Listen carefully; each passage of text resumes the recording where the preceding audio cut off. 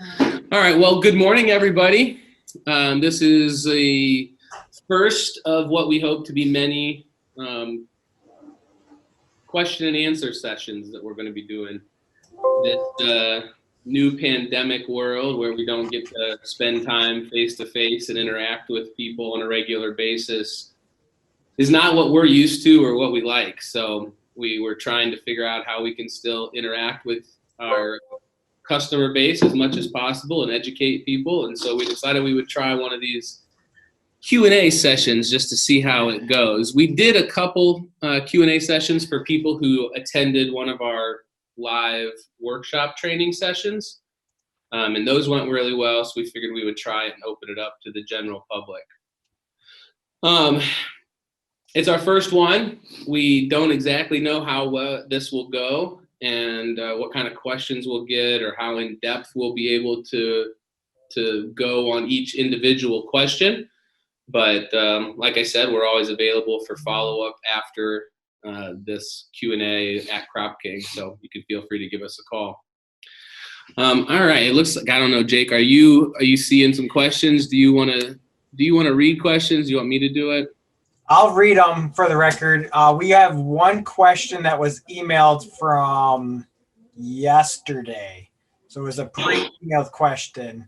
And the question is, how do you get rid of green mold in a hydroponics unit? And then the second part to that question is there a chemical to treat that? I mean, obviously that is not a question for me. So, well, I guess probably you'd have to define green mold and what it is before you could figure out how to treat it would be my guess, correct, Jake, Jeff?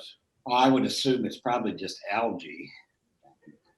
You know, the first line of defense against algae is to block as much sunlight from getting into any nutrient solution as you can. Second answer to that is, yes, there is chemicals that we use to clean algae up in systems.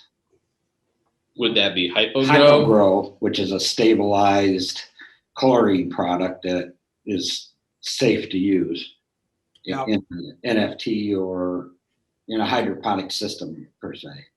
Yeah, I would also recommend changing the water out more frequently. And then again, if your water is very warm, so in that upper 80s, mid 90s, that's definitely going to help grow algae. So just kind of a few ideas that kind of help out. And then I see we got a new question. How many growers own their own land or are leasing their land for the greenhouse? I would, well, so obviously I don't have an absolute answer. And just out of curiosity, where did you see that? It came up in the question and answer panel. I think that, oh, there we go. Yeah.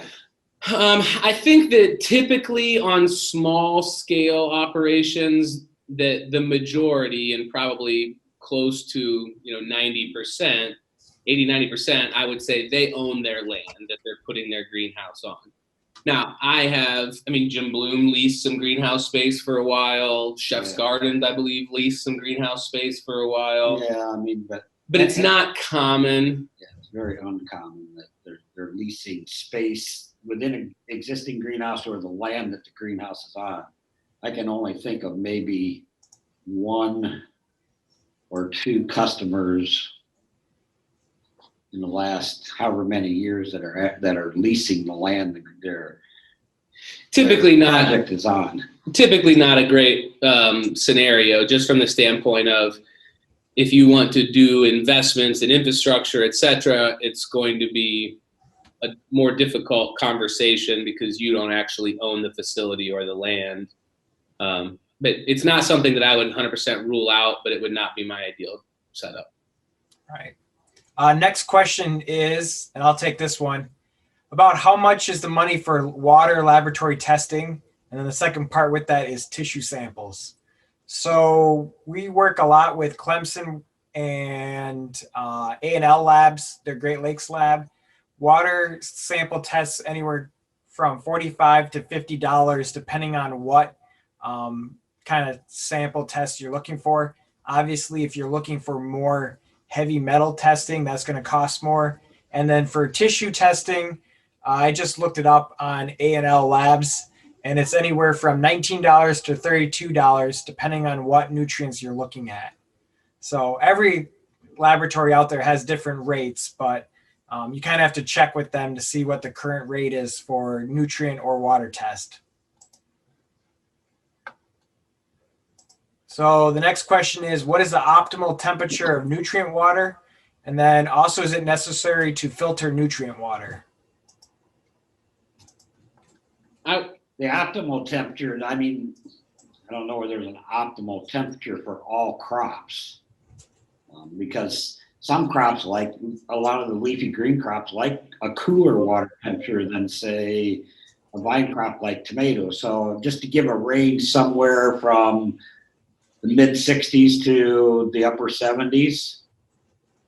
It says they're growing lettuce, so, you know, I mean, optimal, I would probably say somewhere between 64 and 68 degrees. Now, that's not a common thing, but the truth with lettuce is that you probably will not be able to maintain as low of a temperature as lettuce could, in theory, utilize or would want. But, you know, you're typically going to be shooting for that 72 degrees. And again, even in a greenhouse, you're not going to be able to maintain 72 degrees throughout the summer months. Right. The key with water and nutrient temperature has to do more with the dissolved oxygen. So you can run a water that's a little bit warmer as long as you have some way of getting that oxygen correct. And so you increase the amount into it. So what we look for is about 3 milligrams per liter of oxygen. And so anything, assuming it's below 80 degrees, will have that amount of air in the solution. We do put a filter on the pump just to protect the pump. So when it comes to water filtration, right, we put a filter on it so that we don't have particulate in a recirculating system that potentially is going to go back to the pump and clog emitters. Your source water is a different scenario. I mean, you might have to filter it, but that would be dependent upon getting a water test and knowing exactly what's in there and then making the determination whether you need to filter it out or not. All right. Next question. Is it preferable for the entire greenhouse floor to be cemented, or is it a combination of cement and rocks? We get this question fairly regularly. If it's available in the budget and we got to make the decision, I would say that 100% of the greenhouse projects would have full concrete floors. However, we understand that it is a decent amount of money, and there are plenty of greenhouses that have either a combination of cement and stone or just stone. The reason we would say that we would always have a full concrete floor is just over 35 years of going into greenhouses with full concrete floors get more attention in the way of cleaning, sweeping, mopping. It's just something about our nature that a solid surface needs cleaned more than a gravel surface.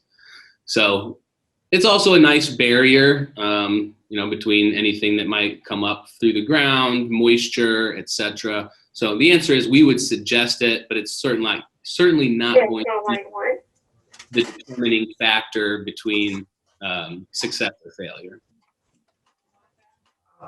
The other question, or the next question, is going to be, what is the smallest and easiest to learn aquaponics system? Person's just starting out.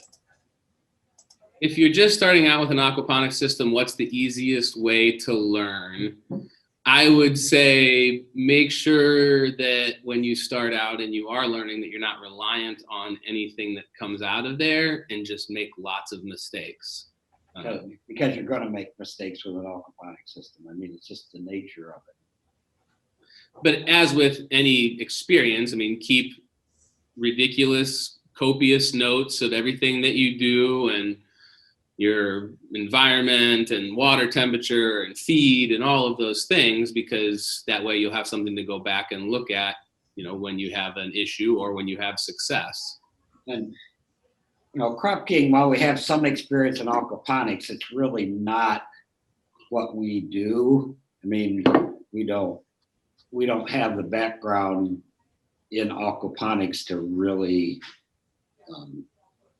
give advice that we feel is valuable enough to you. I mean, we can give you the basic stuff, but not. Cropking spent a lot of time and energy and resources in the late 90s, early 2000s, doing a lot of aquaponics research trials, and it just doesn't quite fit with our model. We're not big proponents of aquaponics on a large scale. Aquaculture, phenomenal industry, very, robust, but not our space. But when you connect that to hydroponics in a connected system, you run into a lot of issues that we just don't feel are worth it. Yeah. The biggest thing that people forget about aquaponics is you're really controlling three different aspects. You're doing the fish, the bacteria that's converting the fish waste to food for plants, and then the plants. And not all three always play well with each other. So just kind of keep that in mind when you're figuring it out and working on the system. So next question is, what is the smallest 2-bay gutter connect you can build and still be profitable? Well, so 2 bays would just automatically indicate that it's going to be 44 feet wide. What Cropking typically bases it on is, when it comes to length, is we feel that the optimal cost-efficient length in a greenhouse that we sell is going to be about 128 feet long. That's going to be the longest that we feel comfortable moving air and cooling that air and being able to deal with the temperature differential in that space. So 44 by 128, you're going to be over 5,000 square feet. Now, if your goal is to have smaller but to still start with a 2-bay gutter connect, we did have a grower. 96 feet with length would probably be about the minimum that we would suggest.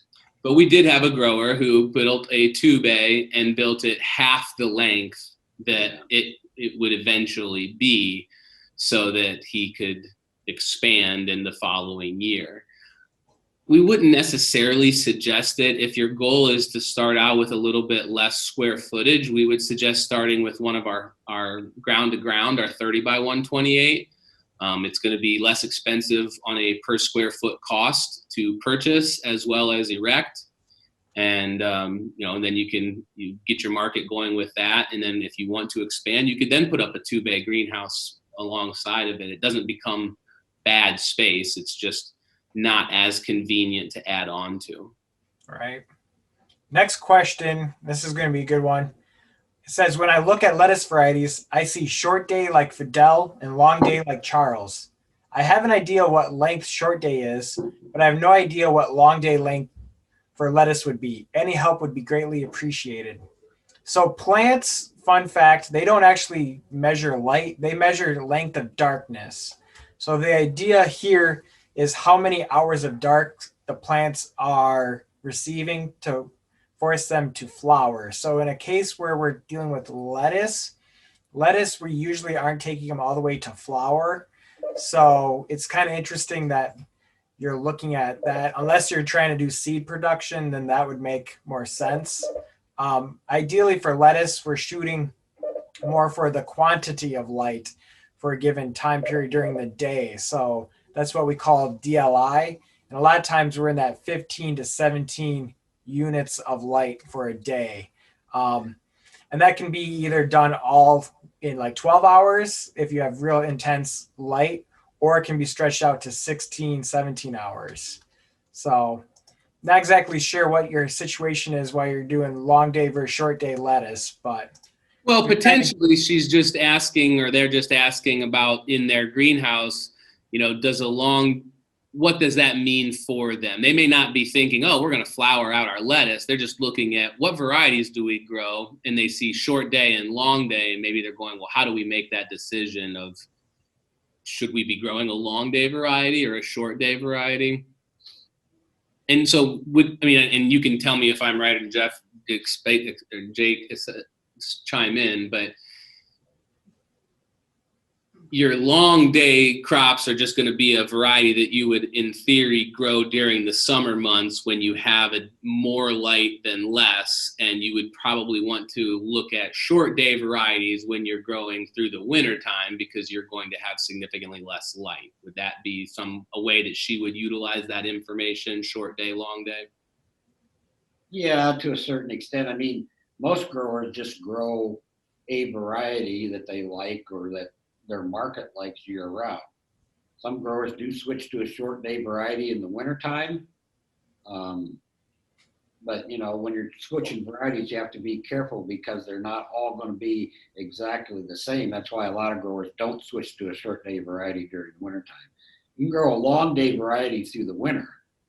You can't grow a short day variety through the summer because it's more likely to bolt. That's why they call it a short day variety, because it bolts up. It bolts easier because it's more for a short day or actually a long night.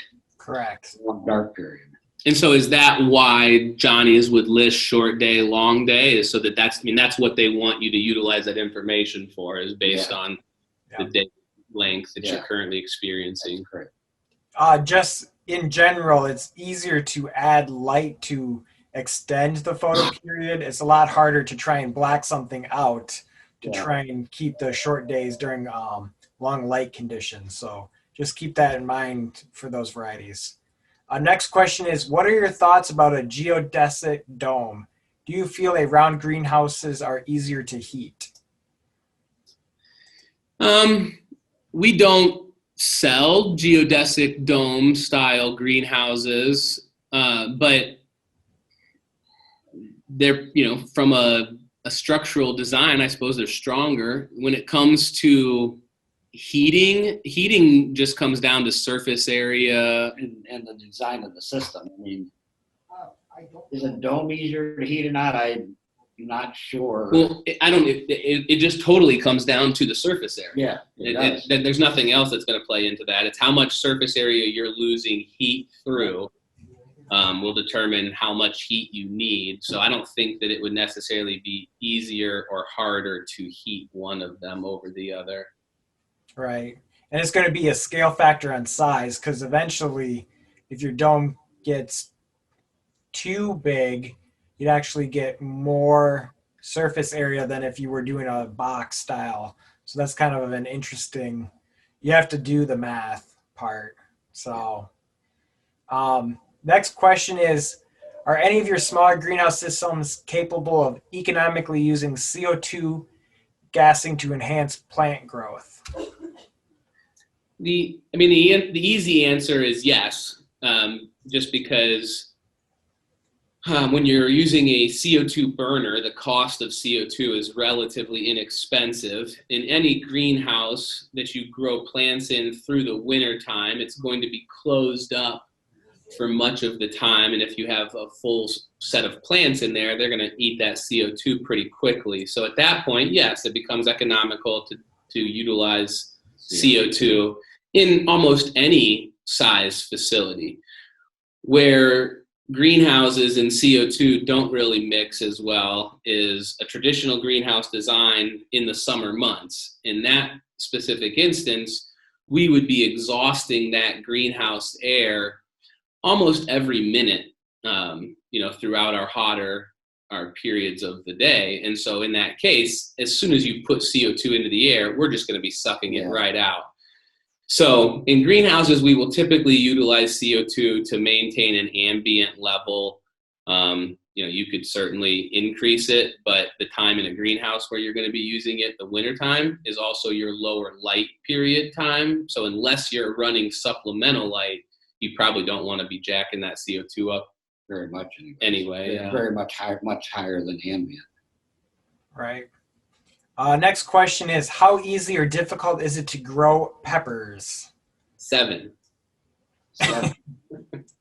Yeah, the first question there is what kind of pepper you're going to grow. Bell peppers, the colored bell peppers, are difficult. Sometimes it's as much of an art as it is just a routine to grow them. Non-bell peppers are relatively easy to grow. And easy, difficult, these are, I mean, that's like an opinionated or a comparison compared to what, it is a commercially grown crop. So it's not as if it's some kind of, mystical secret, but if you aren't a grower and you don't necessarily understand horticultural practices, then choosing to try and grow bell peppers commercially for profit may not be the best thing to start. If you're growing bell peppers in your hobby greenhouse because you love stuffed peppers, awesome, you're going to do just fine. I mean, the thing about peppers is they grow somewhere 3 times slower than, say, a greenhouse tomato plant. So, anything that you do to them or misdo to them takes 3 times as long for the plant to correct themselves. And pepper plants always try to overproduce themselves. So managing the fruit load on the plant is very, very important. And being able to judge what fruit to prune off and what fruit to leave on takes some experience.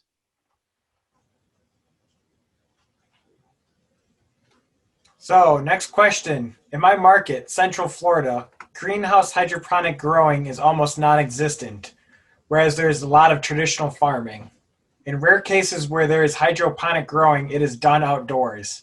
Is this a sign that there's major opportunity, or is it a sign that growing in an enclosed greenhouse in the heat and long summer a problem/risk? I would say that the answer is probably just yes to both of those. There is definitely an opportunity for controlled environment agriculture. Florida, some parts of Texas, parts of Louisiana, a lot of those coastal southern states that have extremely high humidity and, in addition to that, high heat, is more of a challenge to manage than if you didn't have to deal with that. So it's not something that precludes people, but it does introduce an additional variable that you have to think about. I don't know if that's a good answer. Right. You also have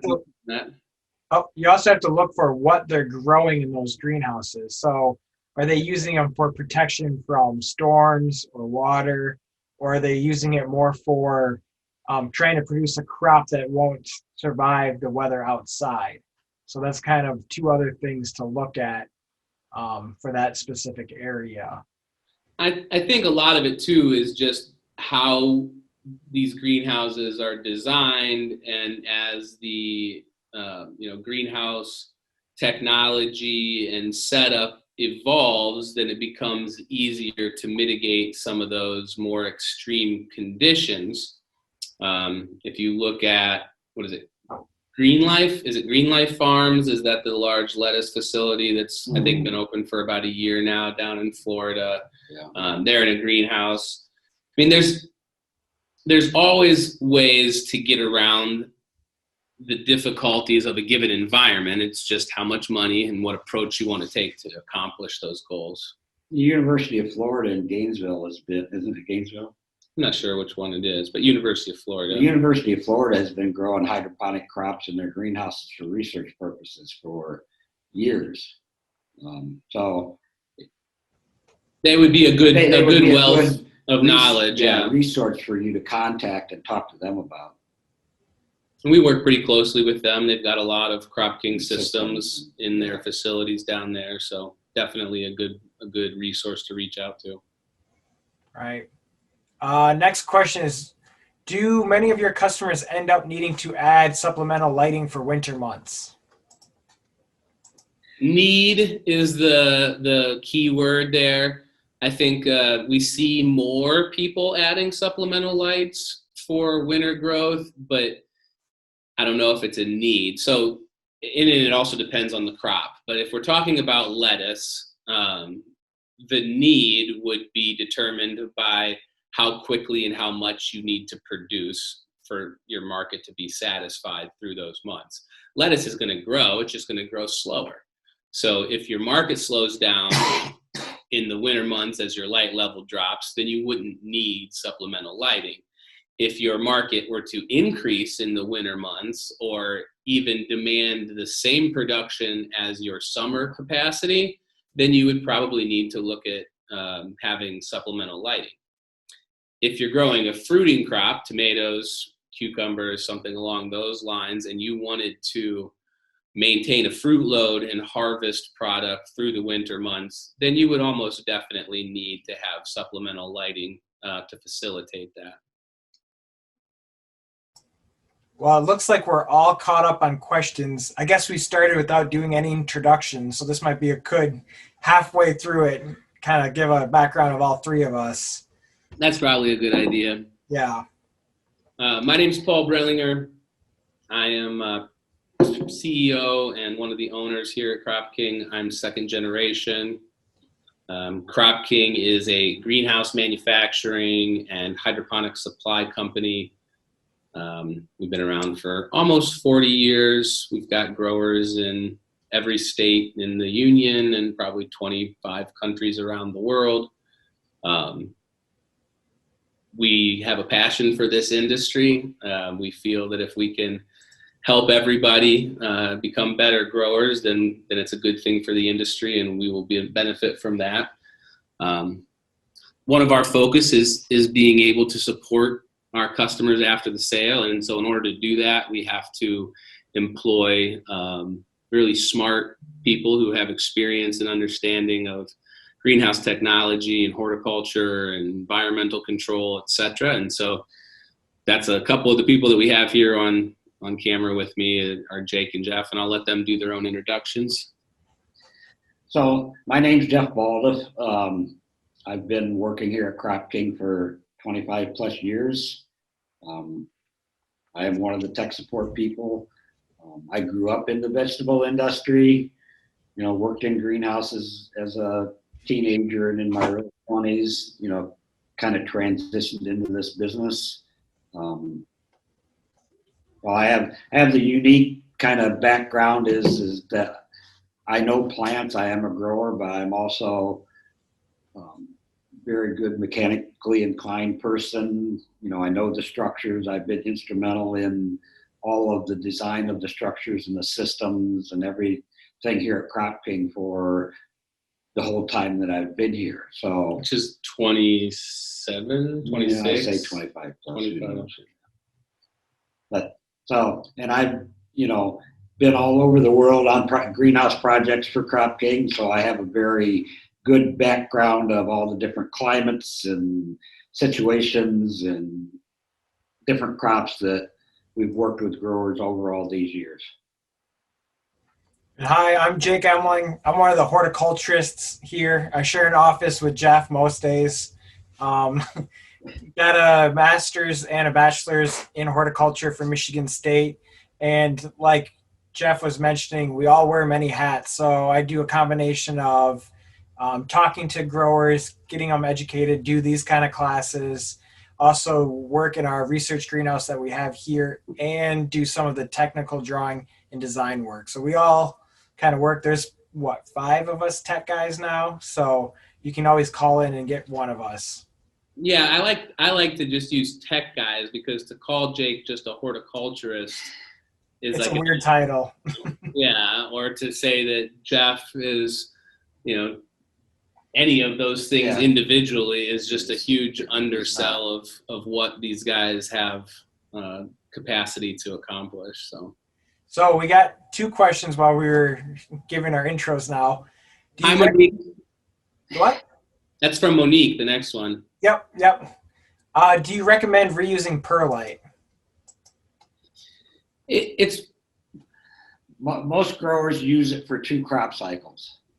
It's one of those things where it's a fairly cheap thing. Now, you're in an island, so getting it to you is obviously not as cheap for other people. But yeah, as Jeff said, a lot of growers will reuse it twice. Use it twice, not reuse. Or yeah, use it twice, reuse it once. But that's still based on, if you had some disease problems or things in the first crop or the first crop cycle, and then we would tell you not to reuse it. So, just saying that, yes, you can reuse it twice isn't necessarily an absolute. You have to take into consideration the conditions too. Beyond that, I know people that use it many, many times, but they take it out and sanitize it or sterilize it somehow before they reuse it. They just don't continue to reuse it. And even screening it, because perlite will pulverize and break down over the crop cycle. And so you need to take some to find the stuff out. It'll become more like sand and pack around the roots and not be as good of a growing medium if you use it for too long without some kind of screening. And at that point, that's probably a lot of physical hours of labor to do that. So you have to balance, the time you're going to spend to do that versus the cost of just buying new perlite.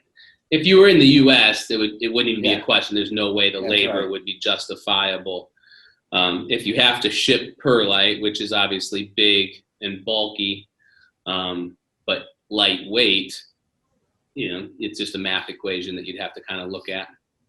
Yeah, and you can still reuse it, not in the hydroponics setting after you're done with it. So I know a lot of people will add that to like a potting mix or something else, or go work it into ground. So there might be some other way you can use that in a different use other than actually in the greenhouse again. So just keep that in mind, especially since you're in a unique location. So next question coming up says, does supplemental lighting versus sunlight affect the taste? There's probably a couple of parts to that question that need defined first. In a greenhouse, I would say no, you're not going to affect the taste because you're still getting a full spectrum of light, in a greenhouse. If you're talking about 100% indoor artificially lit crops, I still don't know if it's across the board. It certainly can affect the taste. The makeup of that light wavelengths, if you don't have certain wavelengths or if you have too much of certain wavelengths, it can definitely affect how the product tastes. But when you get into 100% artificially lit, there are people spending tens of millions of dollars trying to figure out what you're asking.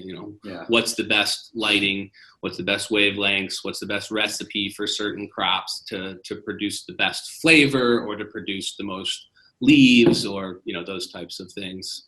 Yeah, to add on to that question, that research is going on currently. I know just within the past several months, Michigan State put out some papers talking about specific wavelengths.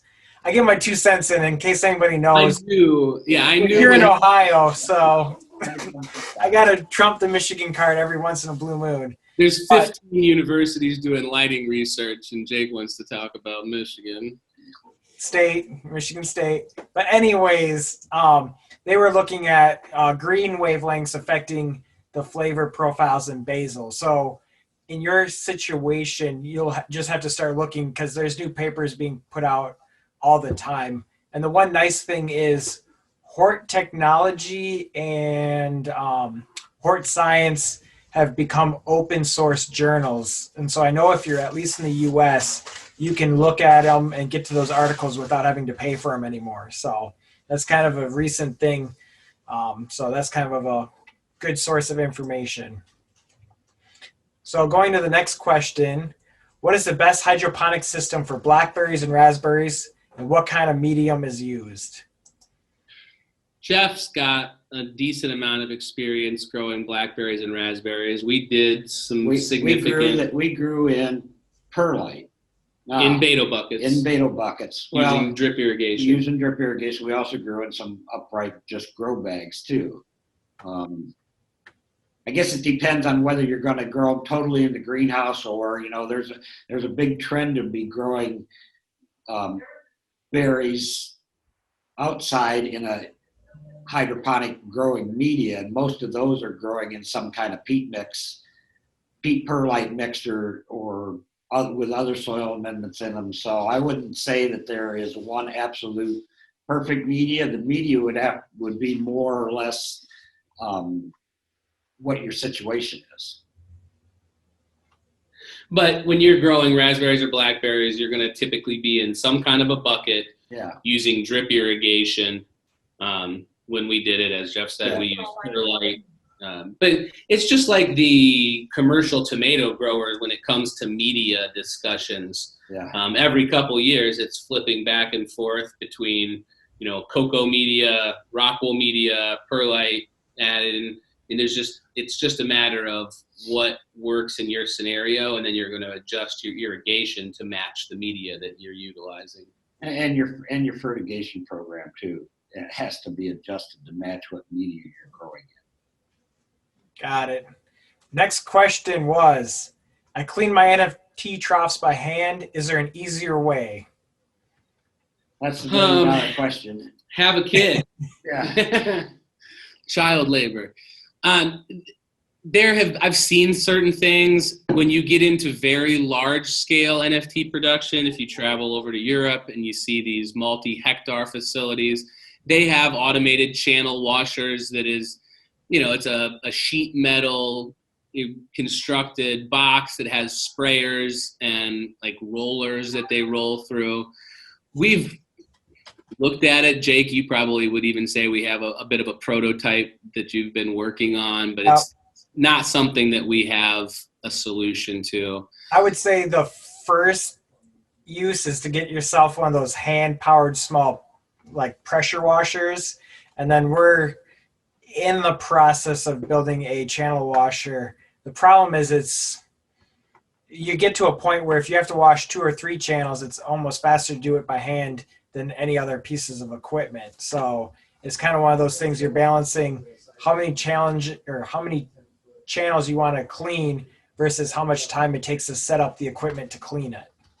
And how much it would be someone would be willing to cost to design a self-contained channel washer that has hookups so that you can run water through it, that has electric so it'll spin a brush, and sheet metal and manufacturing, etc. My guess is this thing is going to end up having to be somewhere between $5,000 and $8,000 for a unit, and it will certainly reduce labor. And I think that you could certainly see the payback over a couple of years in your reduced labor. I'm just not sure if we had something and we said, well, we have a solution at $6,000, if people would go, well, I don't hate washing channels that much. Right. So next one's a fun one. I know we get this one quite a bit about how much, I know it depends, would a 200 square foot head house cost to build? I mean, what's a 10 by 20 yard barn cost? $3,200, I think, right now. So I mean, that would probably be your least expensive way to accomplish it. Or, what's a shipping container? Can you drop a shipping container right there? Will that fit? Shipping containers are $2,800, $2,900. Yeah, between $2,500 and $3,000 by the time you get it put on site. And, so I think that those are probably some ballparks. Now, if you're handy and you're going to stick build it and frame up some walls, it's probably less than that. You're probably looking at, somewhere around $2,000 if you're going to do it yourself. Okay, next question. What is a good sized greenhouse to start out with as a hobby grower? And what part of the structure would you invest the most money in? One of the comments I'll tell people when we're talking about hobby greenhouses, and this is a fairly standard question, is what size. I've never heard anybody say, I wish I had less space in my greenhouse. Yeah, they always say they want more. Right. So it would be one of those things of, well, what does your location look like? What is your goal in it? Do you want to have a sitting place? I've seen people put their hot tubs in their hobby greenhouses. So there's not a right answer. It's kind of whatever you can afford, you'll be happy you have that space. Where would I invest the money in it? I would invest the money in the things that would allow me to make it a 4-season greenhouse. Heat. So running some kind of natural gas or propane to the greenhouse. I would want there to be some kind of cooling, so probably evaporative cooling. And an environmental controller. And an environmental controller so it will run efficiently. That's where we would spend the money. Now, the other place that you can spend the money, and this is going to come down to personal preference and whether your goal is aesthetics or usability. The greenhouses that Cropking typically sells as hobbyist greenhouses are going to be scaled down versions of our commercial structures. So they're not designed from a glass powder coated iron aesthetic standpoint. That is where you can spend a lot of money, is making it pretty, stone knee walls and glass panels and things like that. I'd also invest in shade curtains. I have a small hobby one at my place, and the shade curtains does wonders in there, even in the summertime. So definitely look at that. The summer will give you anywhere between 7 and 14 degree drop. Yeah. And even on a glass house, having some sort of way of cooling it off a little bit in there makes it more comfortable for you and usually the plants. So next question I see, I know it depends on your market, but do you foresee that the small cannabis grower will always be scaled out of the market by big cannabis?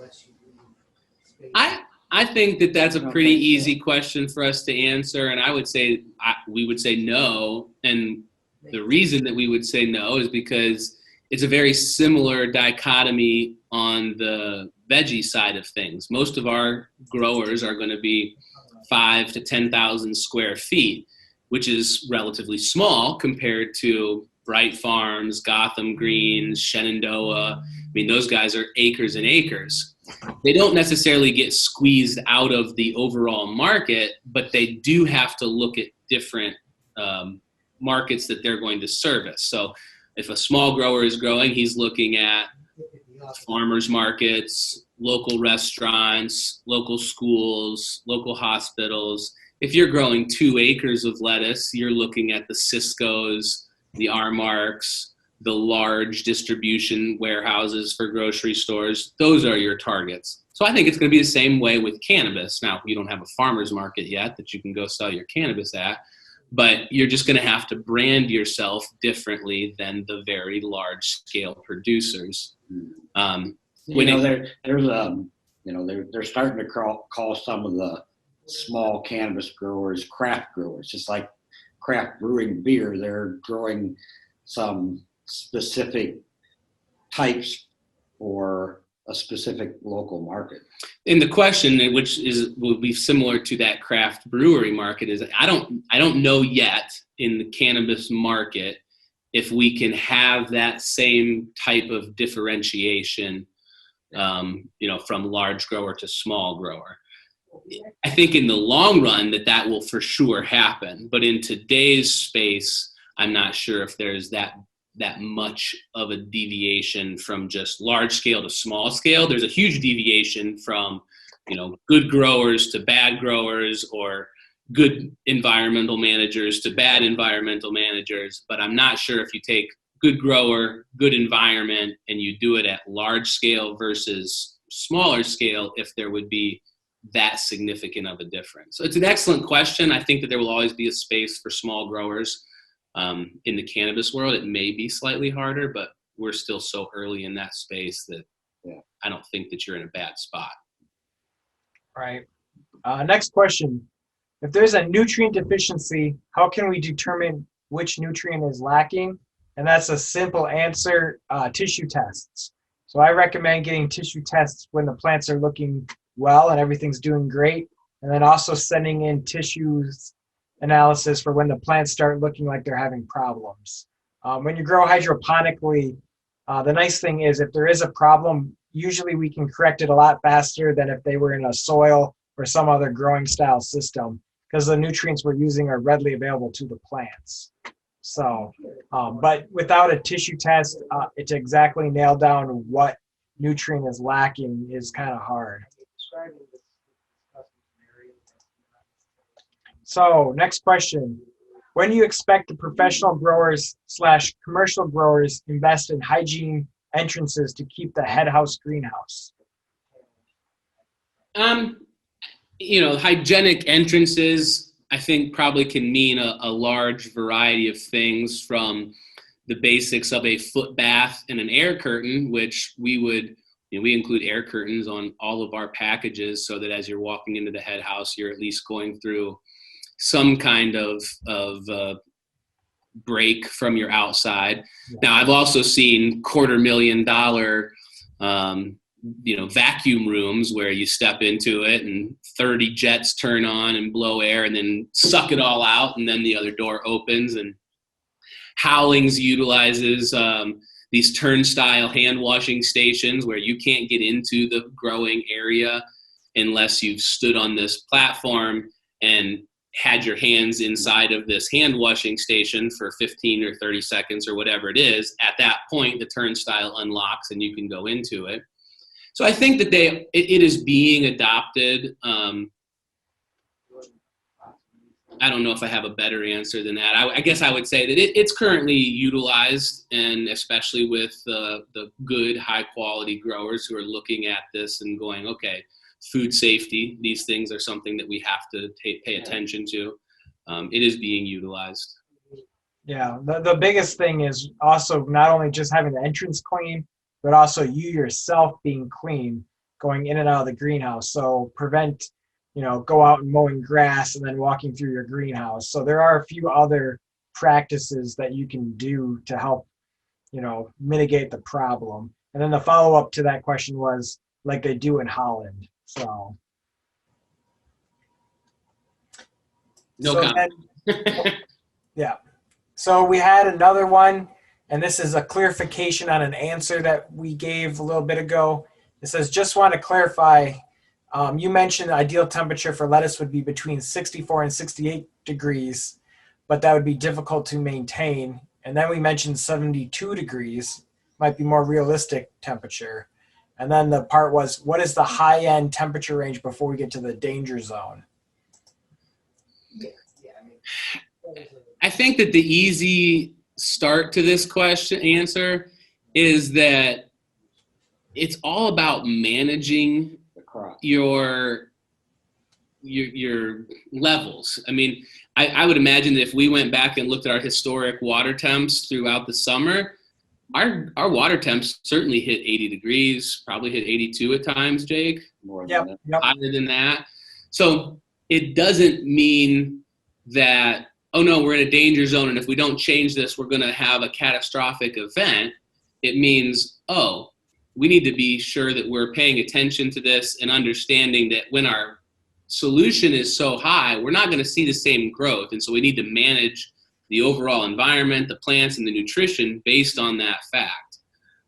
In the hottest month in the summer, sometimes you're just growing in the first couple hours in the morning, and then your plants are basically just surviving during midday, and then they're going to grow a little bit towards the end of the day because that's when their environmental conditions allow them to. So I guess danger zone is a hard thing to say. We don't want temperatures that high because they hold less oxygen, because the plant has a harder time cooling down, those types of things, but it's not the end of the world. Jake or Jeff, you guys can add to that. Yeah, I mean, it still just comes down to management. You manage the environment the best you can, and you manage the crop to fit that environment. So we know when you know it's going to be hot, when you know you're going to have higher water temperatures, we do this, and this that we wouldn't do when we're dealing with more normal water temperatures. And so, I think anytime, and I don't know, Jeff, you can maybe give a little more explanation when you said 64 to 68 degrees. Well, they said optimal. So if, in the perfect world, that would be optimal. But when we're growing in a greenhouse, obviously we're not in a perfect world because, we're not in a 100% controlled environment. Right. In a greenhouse, if you're not running a chiller system, your water temperatures are going to track your air temperature within a couple of degrees. So if it's the middle of the summer and the best you can maintain your greenhouse air temperature is at 86 degrees, your water temps are probably going to be up over 80 degrees, 82, 84 degrees, somewhere in that range. I was going to say, and that's one reason why we put the tank in ground to help kind of with that cooling effect. We also put the tank under the table. That way we're keeping sun off of it. So there's other management things you can do to help keep that temperature where you want it. So kind of keep that in mind. Sure. Yeah, like all these questions, the answer is always it depends, and there's a long explanation of why. So there's always different cases. So just kind of keep that in mind. That's a good thing to point out. So based on that, when you guys do ask your questions, even if it feels like you're giving us too much information, it can help us kind of go a direction that will be more helpful to you in regards to an answer. Yeah. Switching back to one of our other favorite ones we get a lot. Assuming no holdups, how long should it take to construct a 2-bay gutter connect? So we'll assume we're starting from a prepared pad, meaning that ground is cleared, utilities are run to the site, that those are not part of this. And the greenhouse is on site, and you've got 4 guys that are building this greenhouse. I would say 8 to 12 weeks. No, to build it, That's 2 3 months. I know. 2 to 3 months. For a 2-bay? Yeah. Yeah. I think you could do it quicker than that. But But you can do it quicker, but it's an average time. And isn't that correct? Didn't it say no, that? he was basically asking like perfect scenario. Yeah. Perfect scenario. Well, I know a grower that put up 8 bays in 16 days too, but he had a crew of 40 people. So anything's possible. I know of projects out there that have probably been going on for 2 or 3 years and they're still not done. So, there's the whole spectrum there, but the average construction time for a 2-bay, I would say, is somewhere in that 2.5 to 3.5 month range.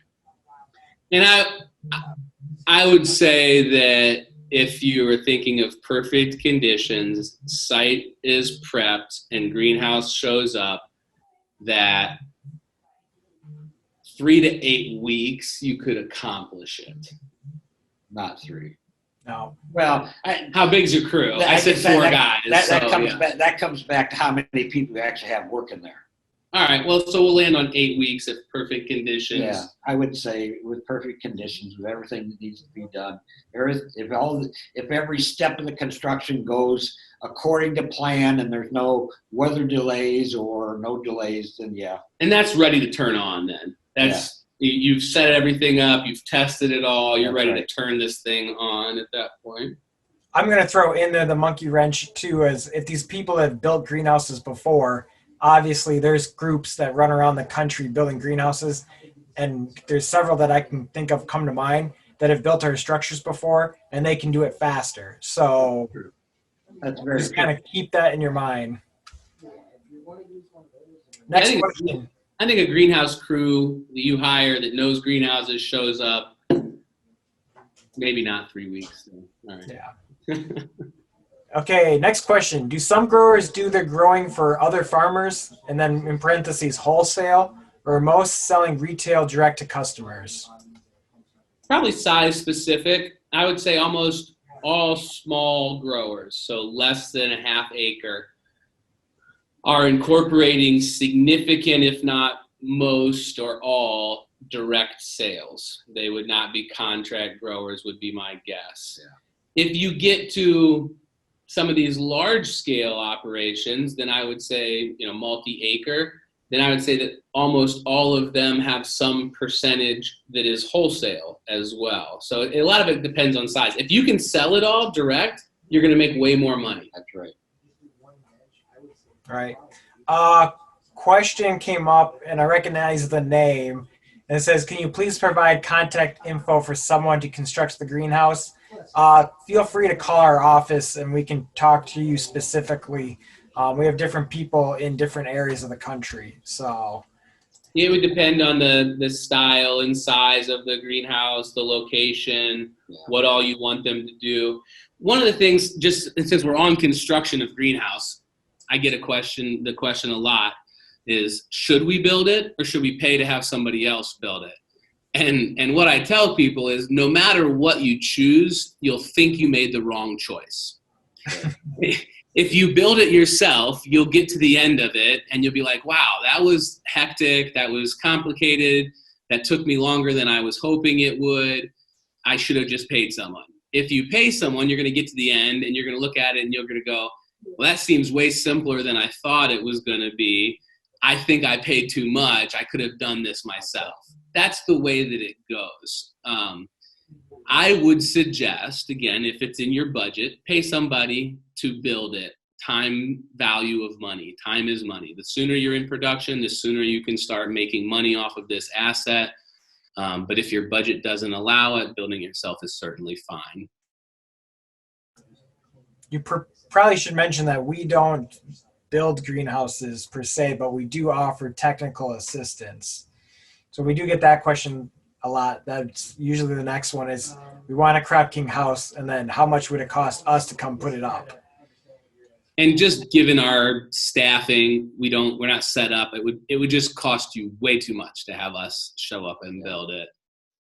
We can much more easily and much more cost effectively have conversations and discussions with a local GC who knows how to build pole barns or steel, prefabricated steel buildings, any of those things. This is going to be a very simple task for them.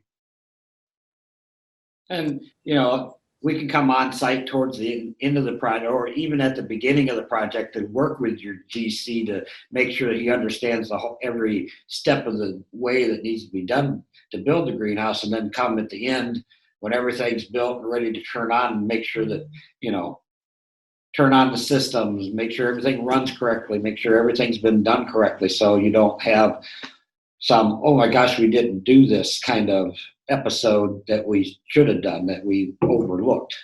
And if you hire a specific construction company or crew that specializes in greenhouse, you've just got to be prepared. They are in high demand right now, and they can charge some pretty high rates. So it's just something to be aware of. You can work with a local guy that's not going to have travel expenses and lodging expenses as part of this build out, and we can help you accomplish that. So probably one of the last questions we're going to have time for today is, since small growers will most likely sell their product direct to consumer, what is the best marketing technique or outlet to sell in this manner? And then it says, how can you move 12,000 heads of lettuce each month direct to consumers? Sure. Okay, so 12,000 heads each month means that you're talking about 3,000 heads a week. And if you do a farmer's market or a couple of farmer's markets, you're going to go through a decent amount of that. You start to look at schools, universities, hospitals, prisons, local restaurants, and even local grocery stores.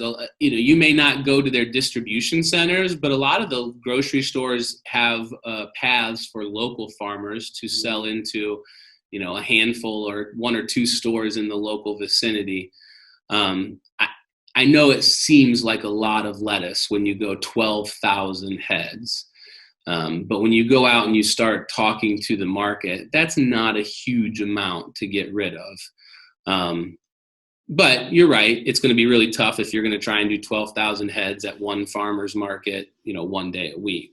But and it might be dependent upon your location. Cropking's located in Lodi, Ohio. If I decided that Lodi was going to be my market, then yeah, I don't think I could move 12,000 heads in a lot of months.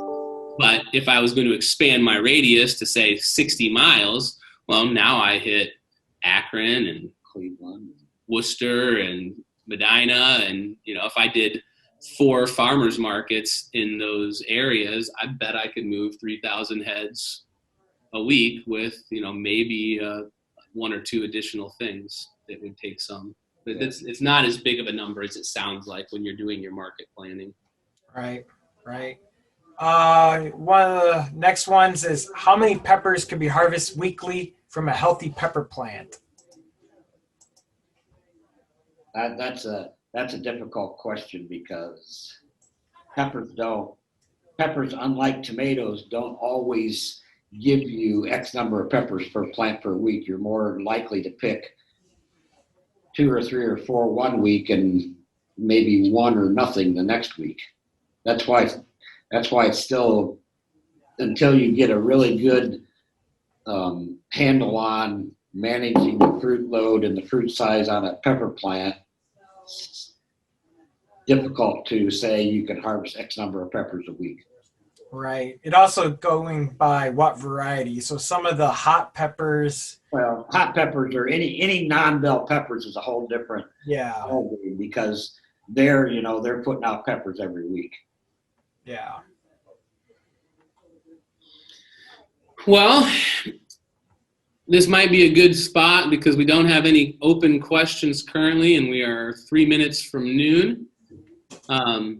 I think it went really well. It was very much enjoyable to get to interact with you guys in this way. We are going to do these for the foreseeable future every other week on Friday from 11 to noon Eastern time. So as you come up with more questions, or as you interact with other people in your day-to-day that would also benefit from this, please let people know. We greatly enjoy answering you guys' questions. And also forget to mention up the upcoming workshop. Good point. Yeah, we should try and market something here as well. So we do have a workshop in November. It'll be the last grower workshop that Cropking holds this year.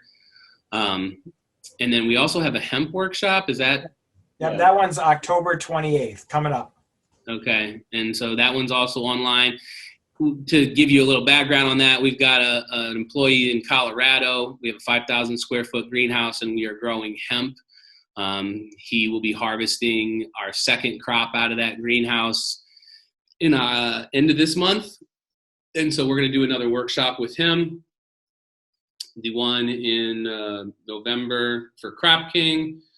Next week also, I will be on the Indoor AgCon panel.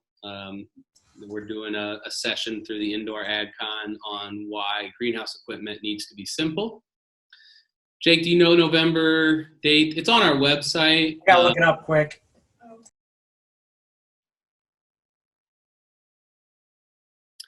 And we are always available if this sparked a lot more questions, or if you want to talk about a specific project, definitely feel free to give us a call here at Cropking. We close at 1 o'clock on Friday, so we've got about an hour left of today. Yeah. I'm pretty sure the next grower workshop, the general hydroponic one, is going to be November 18th. That's a Wednesday. I think that sounds like the right day, yeah. Yep. Good deal. Okay. All right. Well, thank you guys all very much, and we look forward to seeing you again online, and maybe someday in person again. All right. Thank you guys. Thanks. Have a great day.